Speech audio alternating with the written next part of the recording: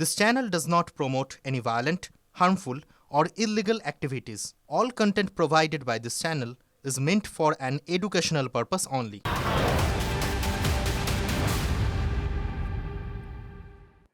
এবার আসি এসআইআর সংক্রান্ত কিছু আপডেট। আবারও পিছোতে পারে এসআইআর এর চূড়ান্ত তালিকা প্রকাশের দিন। 7ই ফেব্রুয়ারির মধ্যে শুনানি শেষ সম্ভব নয় এমনটা নির্বাচন কমিশন মনে করছে, সেজন্য 14ই ফেব্রুয়ারি চূড়ান্ত তালিকা প্রকাশের দিন পিছোতে পারে। তালিকা প্রকাশের পর কোনো আপত্তি থাকলে 10 দিন সময় দেওয়া হবে। মাধ্যমিকের অ্যাডমিট কার্ড বয়সের জন্য ব্যবহার করা যেতে পারে, তবে মাধ্যমিক পাশের সার্টিফিকেট লাগবেই, এমনটা কমিশন সূত্রে খবর। নির্বাচন কমিশন এসআইআর এর ক্ষেত্রে হিয়ারিংয়ের কাজ যেভাবে চালাচ্ছে তাতে করে যেটা আশঙ্কা প্রকাশ করছে যে নির্দিষ্ট সময়ে 7ই ফেব্রুয়ারির মধ্যে হিয়ারিং শেষ নাও হতে পারে, সেই জন্য সমগ্র প্রক্রিয়াটা পিছিয়ে যেতে পারে। এমন সুন্দরভাবে ব্যাপারটাকে সাজাতে হতো যাতে করে কোনো ত্রুটি বা কোনো কমপ্লেন অভিযোগ কোথা থেকে আসতো না, কিন্তু দেখা যাচ্ছে যে একটার পর একটা সমস্যা তৈরি হচ্ছে নতুন করে, যার ফলে দেখা যাচ্ছে যে নির্বাচন কমিশন নিজেরাও আশঙ্কা প্রকাশ করছে যে হয়তো এই প্রক্রিয়াটা কিছুদিনের জন্য পিছিয়ে দিতে হতে পারে, এবং পিছিয়ে দেওয়া মানেই কিন্তু নির্বাচন পিছিয়ে যাওয়া।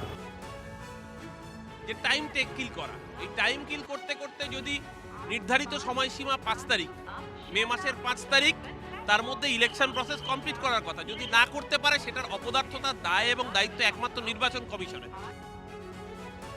যেভাবে চলছে তাতে 7ই ফেব্রুয়ারি যদি এরকম চলতে থাকে তাহলে আদৌ শুনানি শেষ হবে বলে আমার মনে হয় না, আর সেক্ষেত্রে এসআইআর হবে না।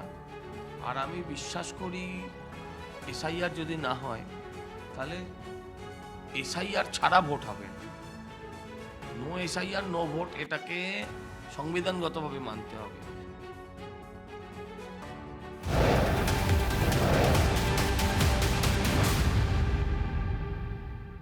আরও একবার সেই খবরে আসি। কিছুক্ষণ আগে যেই আপডেট আপনাদের দিচ্ছেন, আপনারা জানেন আজকে আশা কর্মীরা তারা বিভিন্ন প্রান্ত থেকে আসছেন, তাদের আজকে গন্তব্য হচ্ছে স্বাস্থ্য ভবন, সেখানে তারা ডেপুটেশন জমা দেবেন। বিভিন্ন জায়গায় তাদেরকে আটকানো হচ্ছে, বাধা দেওয়া হচ্ছে, অনেক জায়গায় আটকও করা হয়েছে, এবং যেখানে যেখানে তাদের আটকানো হয়েছে সেখানেই কিন্তু তারা অবস্থানে নেমেছেন, তারা প্রতিবাদে নেমেছেন, সেখানেই তারা স্লোগান দিচ্ছেন। মেদিনীপুরের ছবিটা আপনাদের এই মুহূর্তে দেখাচ্ছি। মেদিনীপুরে সেখানে স্টেশনে আশাকর্মীদের আটকানো হয়, সেখানেই তারা স্লোগান দিতে শুরু করেন। আশাকর্মীদের কলকাতা আসতে পুলিশ বাধা দেয়। স্বাস্থ্য ভবনে আন্দোলনের যোগের আগে জেলাতেই ধরপাকড় চলছে। বিভিন্ন দাবি দাওয়া নিয়ে আজ স্বাস্থ্য ভবন অভিযানের ডাক দিয়েছেন আশাকর্মী ইউনিয়ন। ট্রেন ও বাসে কলকাতায় আসতে তারা বিভিন্ন প্রান্ত থেকে আশাকর্মীরা জড়ো হচ্ছেন, কিন্তু অভিযোগ ট্রেনে উঠতেও বাধা দেওয়া হয়, বিভিন্ন স্টেশনে ট্রেনে উঠতে বাধা দেওয়া হয়। এই মুহূর্তে আমার সহকর্মী দেবব্রত রয়েছেন। দেবব্রত, বিভিন্ন জায়গায় আজকে বিভিন্ন স্টেশনে আজকে ছবিটা অনেকটা এক। এই মুহূর্তে মেদিনীপুরের ছবিটা আমরা দর্শকদের দেখাচ্ছি, তুমি সেখানে রয়েছো। কিভাবে বাধা দেওয়া হয়, তারা এই মুহূর্তে কি বলছেন? একদম,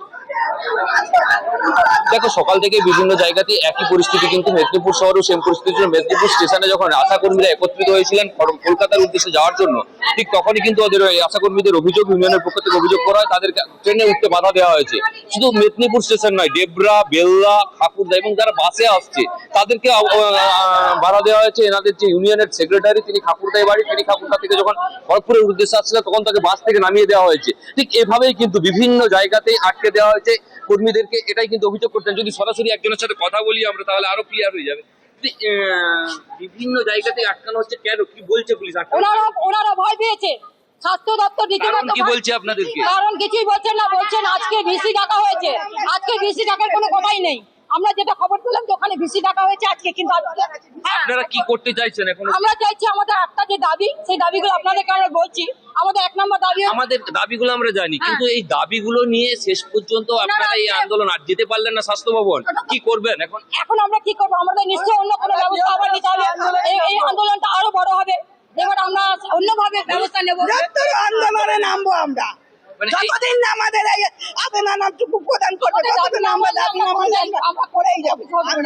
দেখো, এই যে আটকে দেওয়ার পরিপ্রেক্ষিতে কিন্তু আটকে দেওয়ার পরবর্তী ক্ষেত্রে কিন্তু বিভিন্ন জায়গাতেই আন্দোলন আরো গুরুতর আরো বাড়বে বলে কিন্তু অভিযোগ দাবি করছেন। কারণ আমরা যেটা জানতে পেরেছি জেলার বিভিন্ন প্রান্তে যেভাবে আটকে দেওয়া হয়েছে পুলিশ মারফত, একদমই সেই ছবি দেখাচ্ছিলাম, তুমিও সেই ছবি দেখাচ্ছ, এবং সেখানে প্রত্যেকটা ক্ষেত্রেই স্টেশন হয়তো আলাদা আলাদা হয়ে যাচ্ছে, কিন্তু তাদের দাবি দেওয়া এক। এই মুহূর্তে তারা বলছে তাদেরকে আটকানো এভাবে যাবে না, তারা বৃহত্তর আন্দোলনে নামবেন, এমনটাই বিভিন্ন জায়গা থেকে তারা এক প্রকার হুঙ্কার দিচ্ছেন।